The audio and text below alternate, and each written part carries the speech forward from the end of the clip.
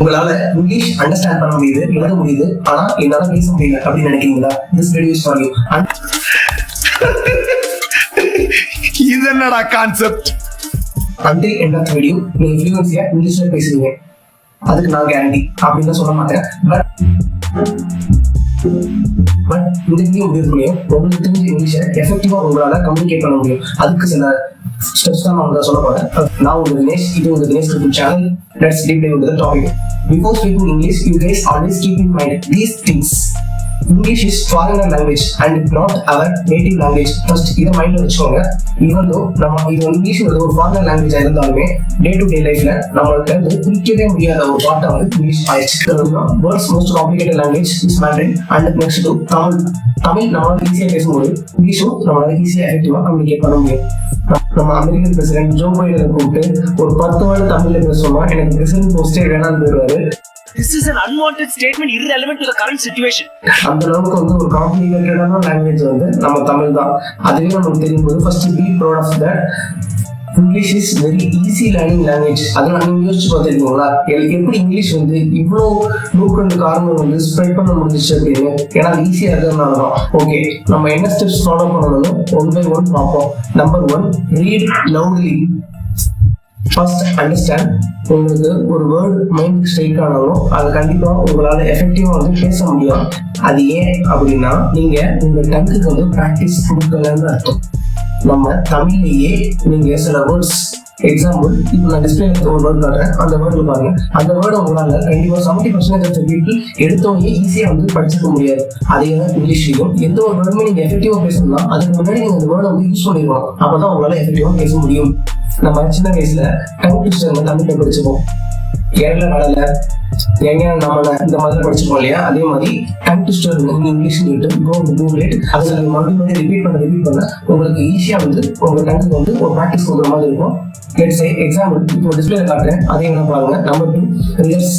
அடுத்த morning first நீங்க பண்ண வேண்டிய வேலை பிரஷ் பண்றீங்க, அடுத்த கால் ஆஃப் நேச்சர் எல்லா வேலையும் நீங்க முடிக்கிறீங்க.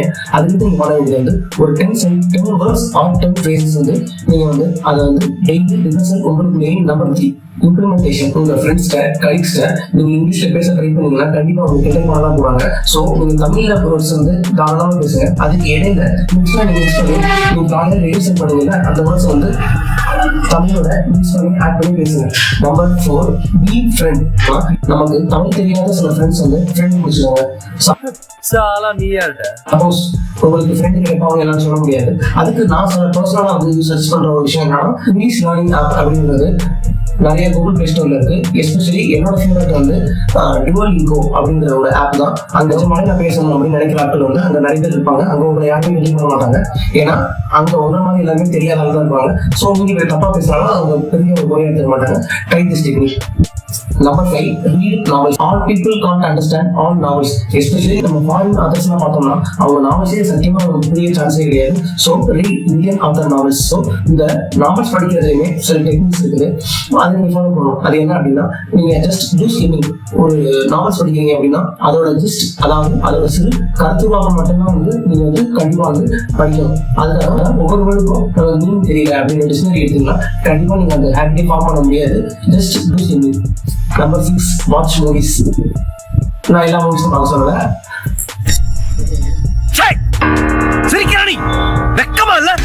சில மூவிஸ் உங்களுக்கு பிடிக்கும் இல்லையா? அந்த மூவிஸ் பாருங்க. பட் பார்க்கும்போது அது வந்து சப்டைட்டில்ஸோட பாருங்க. ஃபர்ஸ்ட் நீங்க ஹாலிவுட் மூவி பாக்குறீங்க அப்படின்னா அவங்களோட ஆக்சன்ட் உங்களுக்கு புரிய சான்ஸே கிடையாது. ஏன்னா ஒவ்வொரு கண்ட்ரிக்கும் ஒரு ஆக்சன்ட் இருக்கு.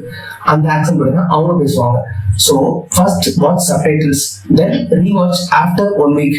அப்போ உங்களுக்கு அந்த சப்டைட்டில்ஸ் வந்து புரியும். ஆல்ரெடி உங்களுக்கு ஸ்டோரி தெரியும் கரெக்டா. ஆகும்போது நீங்க அந்த மூவி பாத்தீங்கன்னா அவங்க என்ன சொல்ல வர்றாங்கிறது உங்களுக்கு முன்னாடியே தெரியும். அவங்களோட ஆக்சன் கொஞ்சம் கொஞ்சமா உங்களுக்கு பழக்கமாக ஸ்டார்ட் ஆகும். Improving. Number 7, keep improving 1% every single டே.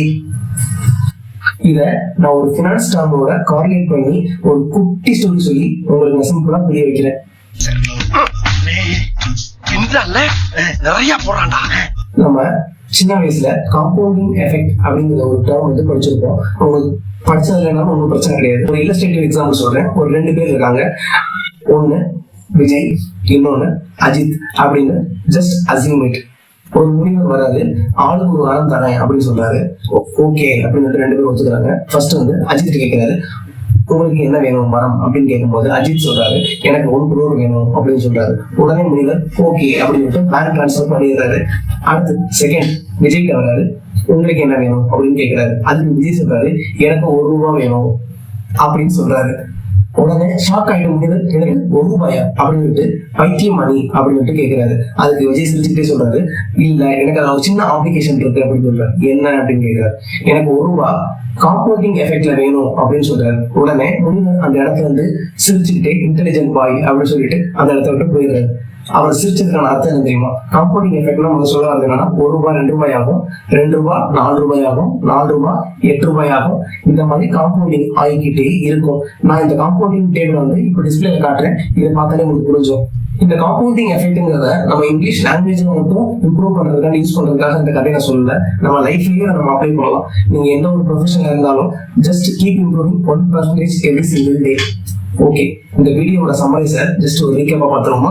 நம்பர் 1 ரீட் லவ்லி, நம்பர் 2 ரிகர்ஸ், நம்பர் 3 implementation, நம்பர் 4 be friend with non-native Tamil speaker, number 5 read novels, number 6 watch movies, number 7 keep 1% every single day.